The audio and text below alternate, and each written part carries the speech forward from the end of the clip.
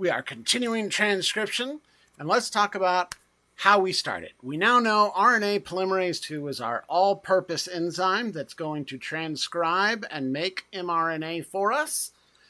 Let's talk about how we start that process. So, in order to start transcription, RNA polymerase II has to start at the beginning of a gene, right? Because genes are all over the place in these chromosomes. If you've got a chromosome, you're going to have, right, gene 1, gene 2, gene 3, hundreds to thousands of these. And you want RNA polymerase to start at the beginning of a gene, not just anywhere. If it starts at the middle of a gene, you're going to lose a bunch of important nucleotides on your mRNA. So we have to, weirdly enough, start at the beginning, right? Whether you're telling a story or you're copying a gene, you got to start at the beginning, which gives us the question, how does a chemical recognize the beginning?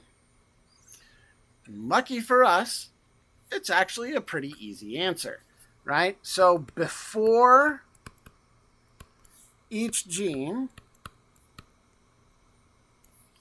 there's a DNA sequence that we call a promoter.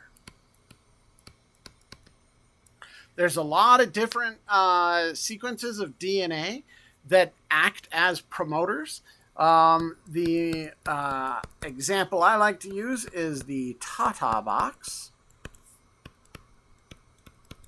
You'll never guess the 4 nucleotides on the template strand that make up the Tata box. What's that? What? Oh, did you say TATA? Well, my goodness, you're correct.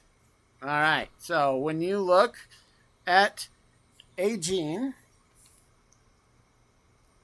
before that gene will be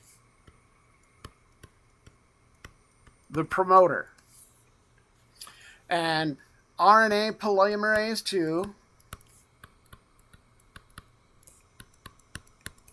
binds at the promoter.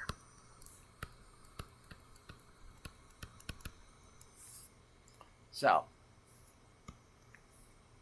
here's my RNA polymerase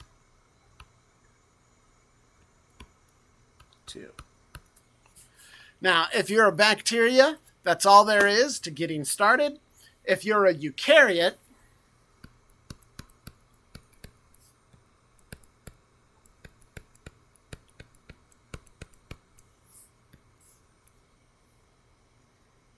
you need a little something extra.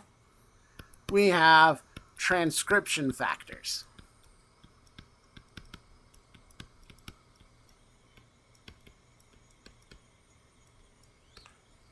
Transcription factors basically just help that RNA polymerase bind tighter to the promoter. So, transcription factors just, help that polymerase II bind to the promoter. And now, polymerase II is ready to do what polymerase II do. And you know what? Let's just make this short and sweet and continue. Now that we know how to start, we'll continue with the process itself and elongation in the next vid.